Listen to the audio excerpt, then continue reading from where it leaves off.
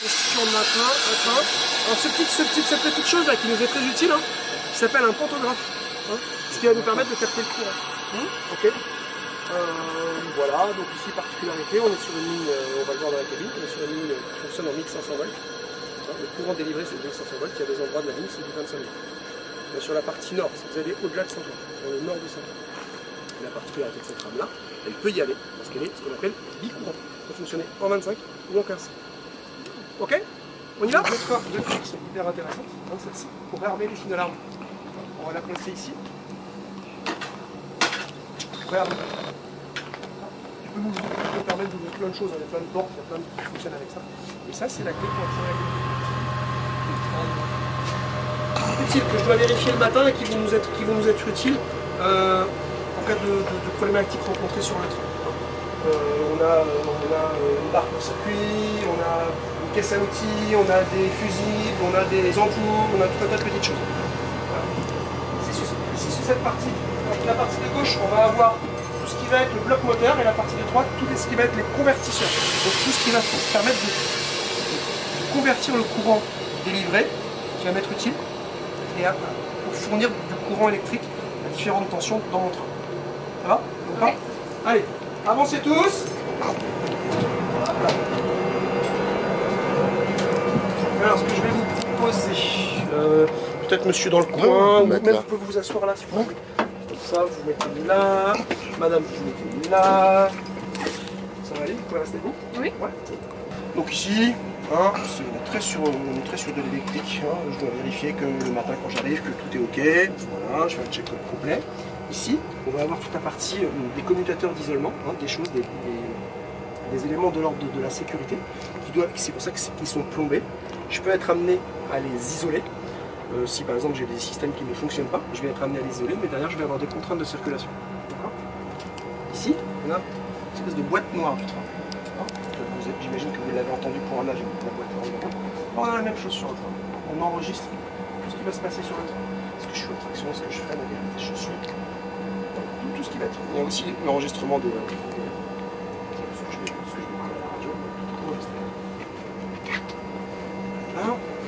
Allez, on va balayer. Ce que je vous propose, c'est pas du tout de gauche à droite. Ici, ce système-là, ça va permettre de fermer les portes.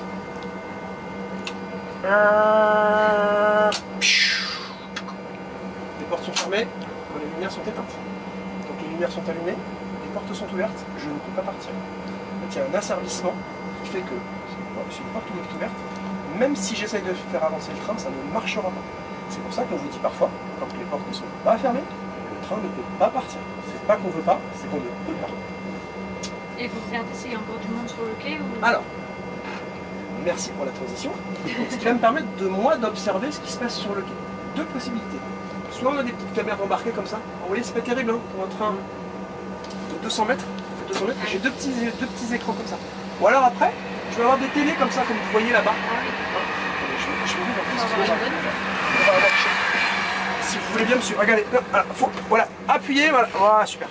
Donc en fait, voilà, c'est ce qui va se passer. Alors juste, sachez quand même que légalement, après je vais faire un peu le rabat-joie, mais légalement, dès que les ronfleurs sonnent, dès que vous entendez, c'est fini, vous ne devez plus monter.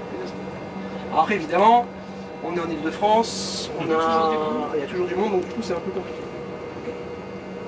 Donc voilà, ici, ça va être le système où je vais m'enregistrer. Je vais aller m'enregistrer pour la boîte noire.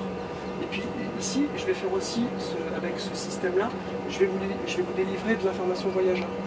Les petits bandeaux que vous voyez en tête de train et les petits bandeaux que vous voyez dans les trains qui vous délivrent de l'information, ça va se faire avec ça. Donc on a parlé de ça, ça, les freinages d'urgence. Ensuite, je vais finir comme ça. Ici, on va avoir toute la partie frein. C'est tous des manomètres qui vont être utiles pour faire fonctionner le train et notamment le faire s'arrêter. Et après ici, des systèmes aussi de sécurité pour faire mes essais le matin. Avant de partir.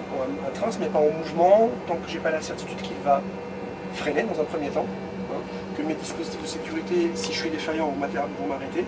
Et je vais m'assurer que je puisse avancer. Que j'ai de la traction. Je vais vous faire voir, tout à l'heure on va allumer. Exactement. En fait, là, pour vous donner une idée, on en a pour, une fois qu'on arrive sur le train, on en a pour une demi-heure. Hein, pour checker, voilà. Si on n'est pas sûr que le train il est nickel, il part pas en ligne. Ici, deux systèmes. Systèmes de sécurité qui vont être complexes, que vous allez voir ici. Hein, ici, ce système-là, c'est le système qu'on appelle KVB. Contrôle de la vitesse par balise. Vous voyez, ça marche avec, vous voyez le petit carré jaune qui est là. D'accord. Donc la vitesse d'un train, vous voyez, il est dans les voies, entre les voies. Tout le monde le voit, c'est bon. Ouais. Donc ce système-là, il va parler avec mon train. Il va parler avec mon train et il va parler avec la signalisation. Par exemple, ce train-là, comme vous avec une voiture, hein, vous avez la vitesse maximale autorisée. Votre voiture, elle vous permet d'aller à une certaine vitesse. Moi, c'est 140 km/h. Ensuite, si vous êtes en ville ou si vous êtes sur autoroute, ça ne va pas être pareil. Donc j'ai la voie qui va m'autoriser à aller à une certaine vitesse. Et on va avoir un dernier élément, ça va être la signalisation. La signalisation, les systèmes d'aiguillage, en fonction de l'aiguillage, en fonction de s'il y a un train devant moi, et bien, tout ça, ça va être remonté dans le système KVB. Le système KVB, il va renifler la vitesse à laquelle je roule. Et si je vais trop vite, d'abord ça va piper. Et si ça continue et que je fais rien, le train va s'arrêter tout seul. Okay. Ensuite, deuxième système de sécurité, ce que vous voyez entre les fils d'oreille. Ça s'appelle un crocodile. Ouais, cette espèce de truc un peu comme ça. Voilà, d'accord. Donc là, ce système, moi j'ai une brosse sous mon engin moteur. Et en fonction de la signalisation, cette brosse-là, elle va envoyer un courant électrique dans mon train. On explique qu'on va parler de signaux qui répètent fermé ou qui répètent ouvert. Et donc si ce signal il répète fermé, ça veut dire qu'il m'envoie une information restrictive. Moi, ici, il y a une lumière qui va clignoter. Je vais appuyer ici, cette lumière elle va devenir fixe. Et du coup, il va falloir que j'agisse en conséquence. J'ai pris une information. Conducteur, je t'envoie une information. Ok, j'en prends note, j'agis. Ok. Là, on a la partie information indicateur de vitesse. Là, ici, c'est ce qu'on appelle la boîtier de signalisation. Donc là, c'est le petit logo qui nous allume. Donc, je vous parlais tout à l'heure. Vitesse imposée. Ça, on peut en parler aussi. J'en avais parlé tout à l'heure. C'est ce qui va me permettre d'avoir une VI, comme le régulateur de vitesse sur votre voiture. Et là, je vous parlais tout à l'heure hein, de la tension ligne. On la voit ici, on est dans de 1700 volts. Si on allait sur le nord de la ligne, on sera en 25 000. Et ici, ce système, c'est la radio Soltra. Ça va permettre de communiquer soit avec le poste, les collègues que vous avez vu là-haut, ou alors avec le régulateur qui est à Montparnasse qui lui régule toute la ligne. Il va faire des choix. Il va faire des choix parce que lui, par exemple, à Juvisy, on a des trains du sud-est, on a des trains de la grande ligne, on a plein de trains différents qui circulent, et donc lui il doit faire des choix, il arbitre. Voilà. Alors ici, des boutons très importants. Ici, signal d'alerte lumineux. C'est-à-dire que si je mets ça en route, quand la machine est en route, je vais envoyer comme des espèces de stroboscopes au niveau de mon train. Là, tous les trains qui arriveraient, c'est arrêt d'urgence. Et ça ici, c'est l'alerte radio. Si j'appuie ça ici, c'est pour tous les trains, ils vont rouler à moins de 30 km/h. Il se passe quelque chose là, c'est tout le monde se met à moins de 30. On appelle en marche à vue. Et nous, on va schématiser ça. Alors, tout ça va me permettre, c'est ce qu'on a besoin, donc toutes les cabines de conduite sur du matériel Z2N, on est là. Ça va nous être utile. Celle-là, on ne va pas l'utiliser. Celle-là, on ne va pas l'utiliser. Eh ben, on va pas l'utiliser. Elle va nous être utile pour faire ce qu'on appelle une coupe. Vous avez un train de 8 voitures et on veut le séparer. Eh ben, je vais placer ça ici. Je vais envoyer de l'air. Et ça va détacher le système d'accouplement en fait, du train. Je vais pas l'utiliser ça. Et là, on va voir ce qui se passe quand on...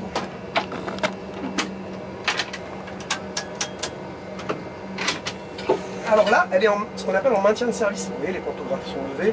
Elle est pas complètement au sommeil. Elle est en mode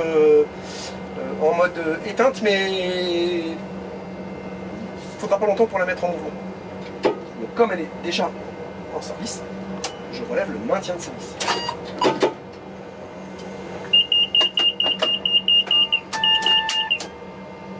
Voilà. Là, j'ai démarré le train.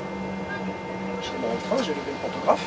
D'ailleurs, on voit ici, on a toujours 1700 volts qui arrivent dans notre train. Donc ici c'est la partie traction. Alors vous voyez, je vous ai expliqué tout à l'heure, vous avez vu ici ça clignote. Ça clignote, donc c'est le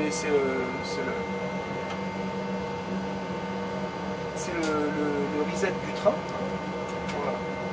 Et si j'avais appuyé là-dessus, ça serait devenu fixe en fait. De la lampe clignotante, ça serait devenu fixe.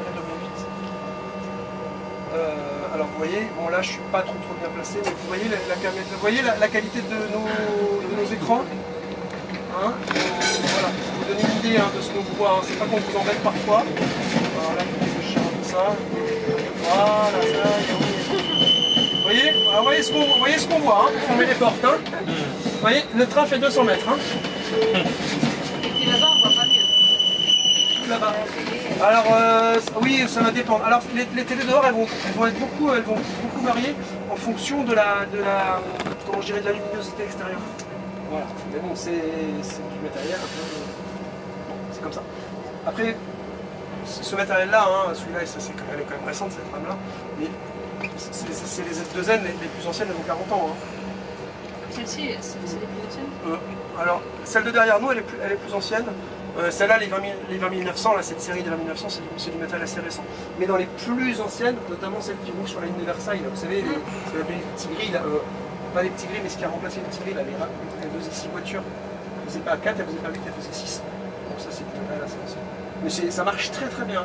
Genre, ayez bien en tête que ça, pour nous, c'est extrêmement fiable.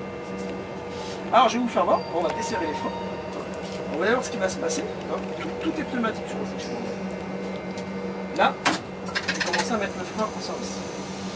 Alors, ici, vous avez le petit RE. Le petit RE, c'est ce que je vais commander. Je commande le RE qui va commander la CG, c'est-à-dire qu'il va commander tout l'air qui va être dans mon frein, qui va être dans mon train. Et en fait, si je vide ça, l'air qui est dans mes cylindres de frein va chuter. En fait, il faut comprendre que le système de fonctionnement d'un frein, d'un train, c'est comme le système. Alors, je vais beaucoup vous banaliser, c'est très simple à comprendre. D'une pince à linge. Oui. Une pince à linge, elle est normalement fermée. D'accord? Elle est toujours fermée, une pince à linge. Et si vous voulez que votre linge ne tienne plus, ben vous exercez une pression. Oui. Eh ben, le fonctionnement de l'air dans un train, c'est pareil. Naturellement, le train, il est freiné. D'accord, ok. Ça veut dire que si le train se coupe en deux, si j'ai une anomalie, si j'ai un tuyau qui pète sur mon train, il va s'arrêter. C'est une sécurité. Voilà, le système il est fait que quand j'ai plus d'air, ça s'arrête. C'est bien fait. Voilà, c'est conçu comme ça. C'est un fonctionnement des systèmes de distributeurs qui n'est pas simple à comprendre au début quand on commence à comprendre, on commence à apprendre, mais c'est ça. On a compris le fonctionnement d'une pince à linge. Elle est normalement fermée et j'exerce une pression pour retirer le linge. On a bien capté. Donc là, je vais monter ma CG, mon RE à 5 bars, ma CG à 5 bars, et là vous verrez les cylindres de frein ils vont commencer à descendre. Et là bientôt je ne vais plus avoir d'air. Moi je ne veux pas que mon train s'en aille, donc je monte ce petit système là. D'accord? Ici, ça me permet de faire mes essais. Et c'est comme si j'avais, vous savez, comme un frein à main. Mais c'est juste ici, c'est juste la cabine. Tout le train n'est pas freiné, mais juste la cabine est faite. D'accord? Alors je vais vous faire voir quelque chose de truc qui est assez rigolo. Est-ce qu'on vous a déjà parlé hein, de l'homme mort ou ce genre de choses? La veille toutes les 5 secondes, non? Ah, c'est pas mal. Alors, on va pas être toutes les 5 secondes. Non, c'est 10. Non plus. En fait, moi il faut que j'appuie sur quelque chose. Là, vous voyez, là, ou là-dessus. Pendant 1 minute. Au bout d'1 minute, ça va me faire un son. Il faut que je relâche, il faut que je rappuie. Par contre, si je cesse d'appuyer, comme vous disiez, au bout de quelques secondes, là, il va y avoir un autre son. D'accord? On va le faire. Donc vous avez toujours le pied poussé. Il faut que je sois comme ça. Toujours en contact avec quelque chose. En fait. Regardez, je vais vous le schématiser. Là, vous voyez, je fais les CBA. On n'entend jamais ce son. Ah, c'est que dans votre cabine. Et si là, si je reste 1 minute, vous allez voir, on va attendre 1 minute, on va pas bouger.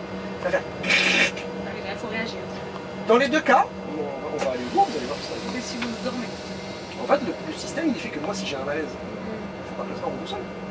Donc, il faut que le système... Ça, ce système-là, il est arrivé au moment où la SNCF, elle a décidé au lieu qu'il n'y ait plus que 2 personnes, il n'y en a plus que 3. Donc là, si vous faites un malaise, ça sonne et ça freine tout ça. Vous allez voir, vous allez voir ce qui va se passer. Je vais juste vous faire entendre le son qu'on appelle du maintien d'appui. Là, ce que vous avez entendu, c'est le son relâchement d'appui, le son RA. C'est la première alerte. Voilà. Et là, c'est au bout de 1 minute. Je pense. Puis après, on va essayer de caler c'est un autre bruit un peu sympathique. C'est toujours le... Là, vous voyez? Ah oui. Et donc là maintenant, on va aller au bout. On va faire l'essai. Et je vais rien toucher, vous allez voir ce qui va se passer.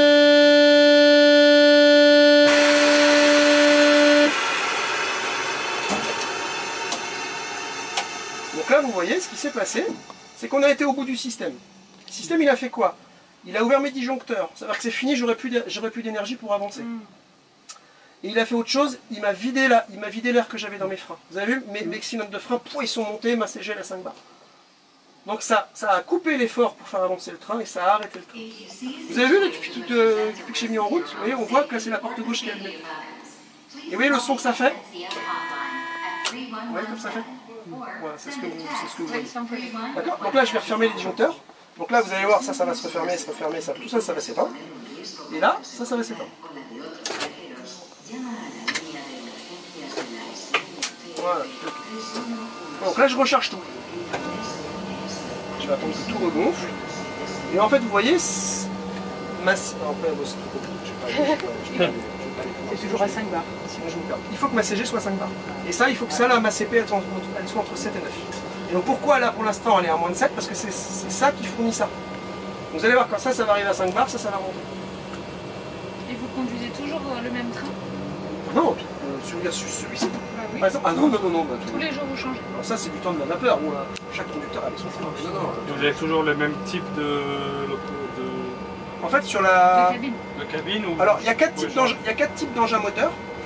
Il y a 4 types d'engins moteurs.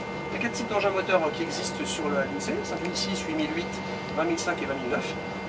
Quand on est bon pour les 4 engins moteurs et on peut aller sur toute la l'INSEE du RER. Donc, comme vous voyez le plan. Nous, on est bon, moi je suis bon, je suis valide pour l'INSEE du RER. Mais elle est très grande l'INSEE du RER.